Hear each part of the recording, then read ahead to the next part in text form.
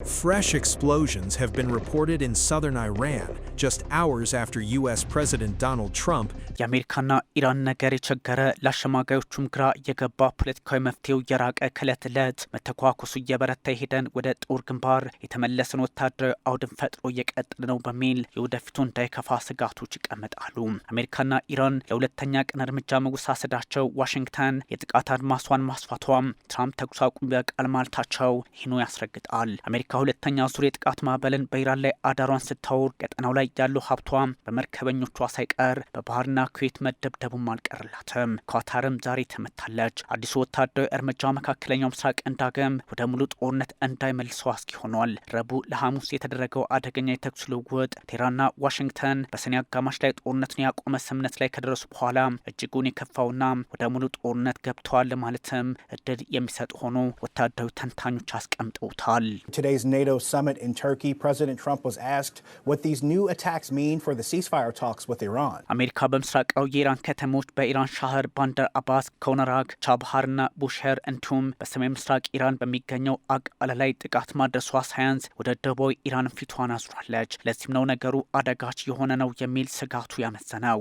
በተለይም በኢራን ሻህር አየር ማረፊያ ላይ በተፈጸመ ጥቃት የሰው ሕይወት እስከ ማለፍም ደርሷል። ኢራንም ለበቀል በሚል ወዲያውኑ ወደ ባህር ሰላጤው ሀገራት መተኮሷ እስራኤልም አዲስ ጦርነትን በመስጋት በጠንቀቅ ላይ መሆኗ መካከለኛው ምስራቅ ወደ ግጭት ሊመልስ የሚችል አካሄድ መኖሩን አደባባይ ያወጣዋል።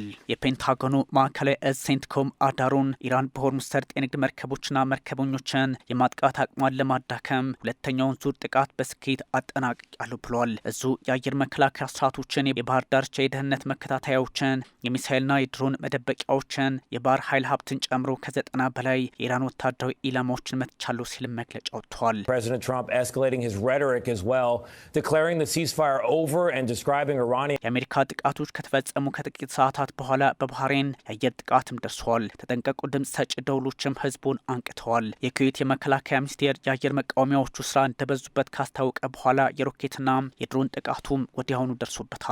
ዶሃም እንደዚሁ ተመታለች።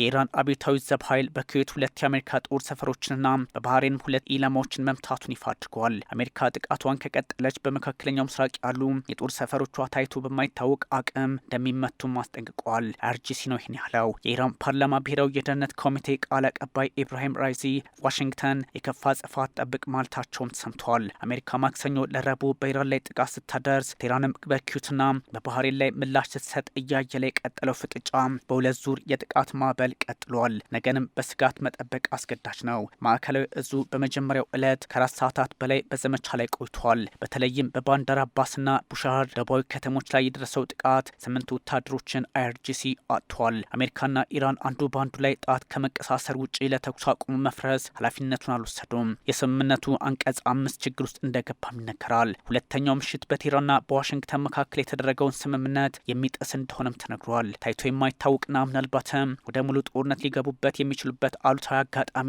የፈጠረም ሆኖ ተመዝግቧል። በርካታ ፍንዳታዎች የተስተዋሉባቸው ቁልፏ ባንደር አባስን ጨምሮ በኢራን ደቡባዊ ባህር ዳርቻ ላይ ያሉ በርካታ ከተሞች ኢላማም ተደርገዋል። ገሸም አቡ ሙሳን ጨምሮ በሆርሙዝ ባህር ዳርቻ አቅራቢያ ባሉ ደሴቶች የአየር መከላከያ ስርዓቶች ጫና ውስጥ ገብተዋል። አስቸጋሪው ነገር አሜሪካ ወደ ደቡባዊ ኢራን ጥቃቷን ማስፋቷ ነው። በኢራን ሻር፣ ኮነራክና ቻባሃር ከተሞች ጥቃት ደርሷል። በተለይም ይችኛዋ ከተማ ለመጀመሪያ ጊዜ ጥቃት ሲደርስባት ነው። ቁልፍ መሰረተ ልማቶች ሳይቀሩ ኢላማ ተደርገውብኛል ያለችው ኢራን አሜሪካ አላማዋ ጦርነቱን ማስቀጠል ነው በሚልም ሞግዳለች። በአየር ማረፊያዎች፣ በቡሻህር የኒውክሌር ኃይል ጣቢያ አቅራቢያና በበርካታ ቁልፍ ስፍራዎች ላይ የተሰነዘረውን ጥቃት በማሳያነትም ቴህራን አንስተዋለች። አስቸጋሪውና በርካታ ጥያቄዎችን ያስነሳው ደግሞ አሜሪካ ወደ ማሻድ በሚወስደው ድልድይ ላይ ጥቃት ማድረሷ ጭምር ነው። አይአርጂሲ ይህን ያረጋገጠ ሲሆን ከቴህራን ወደ ማሻድ የሚደረገው የባቡር እንቅስቃሴም ቀርቷል። ወደ ማሻድ የሚሄዱ 2 ድልድዮች ላይ ለተሰነዘረው ጥቃት አጸፋ በሚል በኩዌትና ባህሬን ላይ ቴህራን ጥቃት ካደረሰች በኋላ ጉዳዩ መልኩን ቀይሯል። በተለይም ደግሞ የቀድሞ ሁለንተናዊ መሪ አያቶላ አሊ ሀመኒ ሽኝት የሚጠናቀቅበትና አስክሬናቸው የሚያርፍበት ቦታ ላይ እንዲህ አይነት ጥቃት መፈጸሙ ዋሽንግተን አላማዋ ቀብራቸውን ለማስተጓጎል ነው በሚልም አይአርጂሲ በጥርጣሬ መልክ ለማስቀመጥ ግድ ብሎታል። ከኢራቆቹ ናጃፍና ካርባላ ወደ ኢራን አስክሬኑ እየተመለሰ በነበረበት ሰዓት ይህ ቀውስ መፈጠሩ ምናልባትም ውጥረቱን ሊያባብሰው ይችላል እየተባለ ይገኛል። ታሪካዊ የቀብር ስነስርዓቱን አደጋ ውስጥ ለማስገባት እንዲሁም የተለያዩ ጫናዎችን ለመፍጠር ነው ያለው የኢራን ጦር በሁኔታዎች ውስጥ እንዲህ አይነቱ ሴራ የተለመደ ነው። ዋሽንግተን እንደ እንደምታደርገው እንገምትም ነበር ግን እኛ እናከሽፈዋለን በሚል አስጠንቅቋል። Donald Trump says the new action is a response to Tehran's attack on U.S. commercial ships in the Strait of Hormuz. በሆርሙዝ ሰርጥ ዙሪያ ቡሻርን፣ ቻባርን፣ ባንደር አባስ፣ ሲሪክ፣ ጃስክ እንዲሁም አቡ ሙሳን ደሴቱን ጨምሮ እስካሁን ድረስ ያደገውን ክብደት የሚያሳዩ ምልክቶች ይስተዋላሉ። ኢራን በባህሬን ኩዌትና ካታር ላይ ጥቃት ካደረሰች በኋላ ጉዳዩ አስቸጋሪ ሆኗል። ዓላማዋ አሜሪካን ጫና ውስጥ ማስገባት እንደሆነ ቢነገርም ፍጥጫው ግን ሌላ መልክ ያለው ሆኗል። ፓትሪዮት ሚሳይል መከላከያ ስርዓቶችን በኩዌት፣ የቅድመ ማስጠንቀቂያ ሳተላይት አንቴና በካታር፣ ከአሜሪካ ጋር ትስስር ያለው የነዳጅ ማከማቻን በባህሬን ኢራን አዳሯን መምታቷን ማረጋግጣለች። የተለያየ አይነት ሰው አልባ አውሮፕላን በመጠቀም ቴህራን አካባቢው ላይ ጥቃት ማድረሷንም በግልጽ አስቀምጣለች። ኢራን በሁለት ቀናቱ የአሜሪካ ጥቃት 14 ሰዎች ህይወታቸውን አጥተዋል። በጥቅሉ 78 ሰዎች ጉዳት ደርሶባቸዋል። ከነዚህ ውስጥም 47ቱ ሆስፒታል ውስጥ ናቸው ብላለች።